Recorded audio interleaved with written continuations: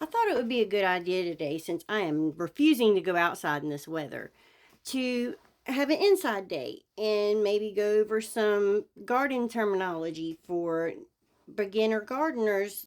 You got to know what's coming at you because it is a lot. And boy, did I learn that firsthand. I feel like the teacher has become the student. This is 4 pages, okay? I made it as far as the third word on the list and I stopped. I said, oh, this is going to be good. This is going to be too good to just enjoy on my own. So in real time, we are going over this list together and we're going to see what pops up that I have no clue what it's talking about.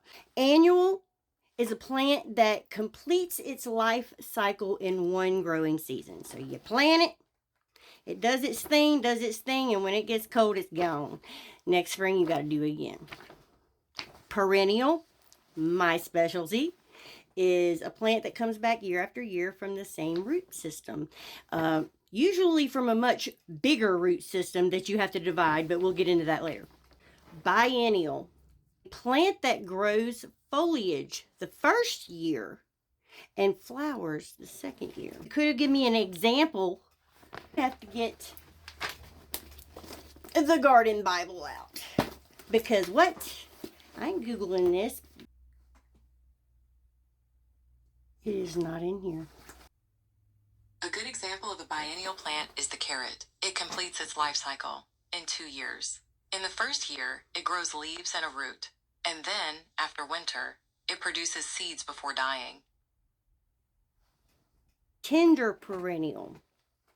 A perennial in warm climates that may act like an annual in colder regions.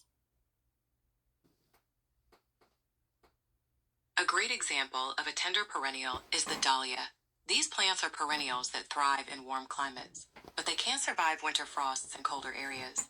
So, Okay. This was kind of new. Taproot. A thick main root that grows deep into the soil. Sounds invasive. Node, the point on a stem where leaves or branches grow. That's why you don't be buying these little sticks for these expensive plants off of Etsy that don't have a node, thinking you're going to put it in water and it's going to root. Don't happen. Deadheading. This is important, especially if you're a daylily maniac like me. You've got to pluck them spent blooms off to keep them coming, and it just makes them look more tidy. You know what I'm saying? Removing spent blooms to encourage more flowers. That's what I said. Okay, I do like this word. Leggy. Have you ever heard somebody, oh, that plant's so leggy? That's because it's not getting enough light and it's stretching to reach the light and it's like kind of weak and everything. Loam. Loam. Ideal garden soil with a balanced mix of sand, salt, and clay. Drainage. How well water moves through soil. Compacted soil. Soil pressed tightly together, restricting air and root growth. Yeah, and the sins of your forefathers. Amendments. Material added to soil to improve it, like compost, peat, or manure. Compost.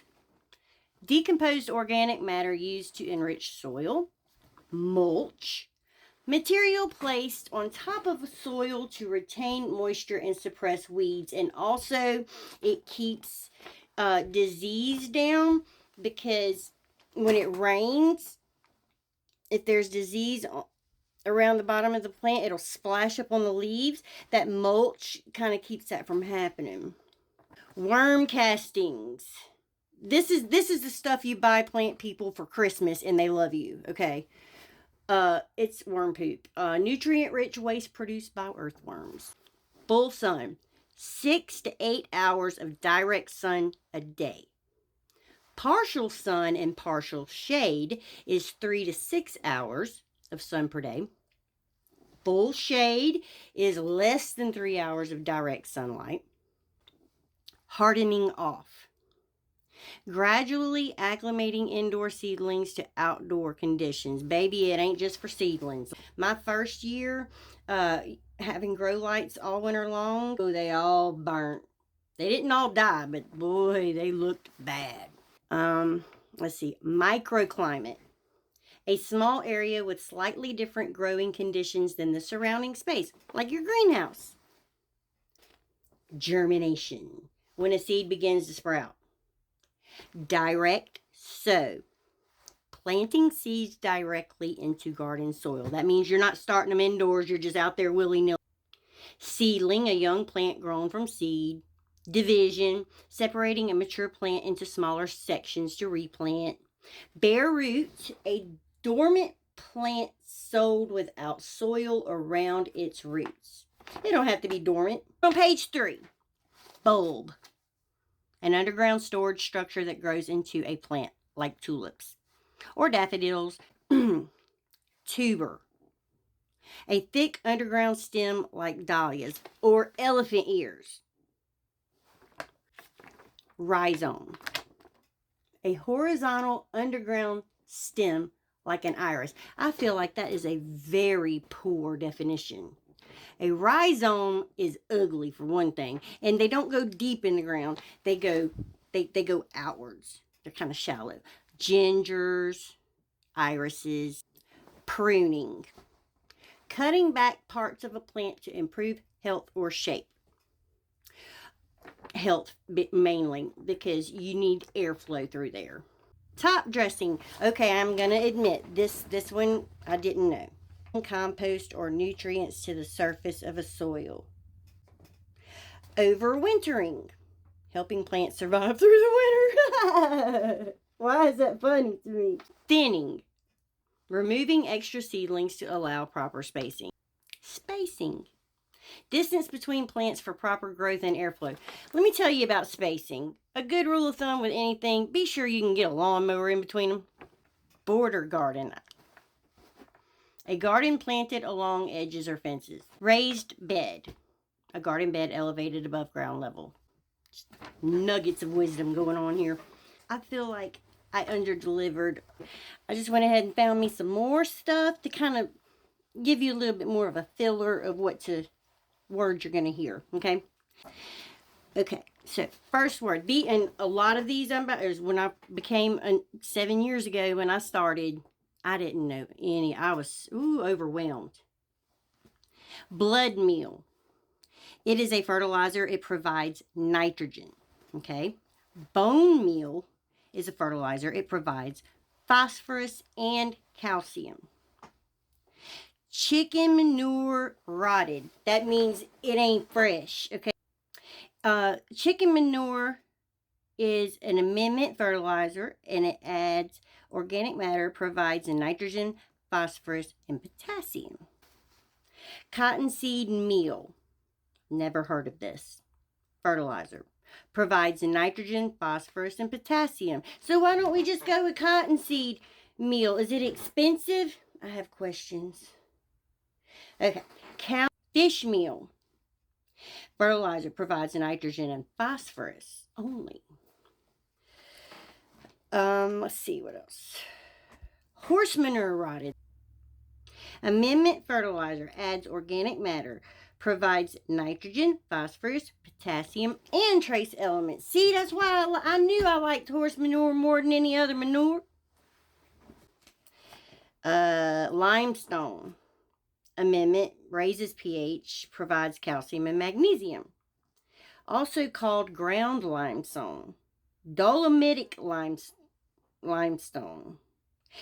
Avoid hydrated lime or quicklime. They dissolve too quickly in the soil and burn plant roots and kill soil life. Shut the front door. Now you tell me. Peat moss. Amendment loosens clay soils, lowers pH, increases water holding capacity, and adds organic matter. Sawdust. Sawdust. That's what you mix with manure. It's an amendment, adds organic matter, provides nitrogen and potassium. Straw. adds organic matter, provides nitrogen, phosphorus, and potassium. By straw labeled weed free. It can also be applied as a mulch, then turned under when it decays. However, real life wisdom coming at you right now. You do not want to have rotting pine needles near roots of your plants, because when they decompose, they emit a type of chemical. I can't remember it. It's just don't like it. So pine straw is a great, like a mulch, and yeah, it's good to decompose down, but don't turn it. Don't get extra. Okay, sulfur. My favorite. Amendment loosens clay soils, improves water holding capacity, and lowers pH. And I did not use sulfur for any of those things. I actually used sulfur. I would dust it on my daylilies, and it would deter deer and rabbits. Helped them resist rust, which is the fungus that we're plagued with down here in the south for daylilies. And I'm not lying. I don't know if it was just in my imagination. When the next day I would go look at these daylilies, and they would be so green. Those leaves would be so green. I was like, leached. What does that mean? Amendment fertilizer raises pH, provides potassium and calcium. Keep stored wood ashes dry to prevent nutrients from leaching out. It just said it needed to be leached. When using as a side dressing, keep 2 to 3 inches away from plant stems. Well, I just don't think I want to mess with wood ashes. We don't know if we're leaching or not, and if we need to be too close. And okay. Yeah, I feel much better now. I had to help it out, because that's what I get for trying to do something real quick like that for y'all. It just come out. It didn't come out right, and I apologize for that. So I'm going to continue to not go outside today, and y'all have a great day.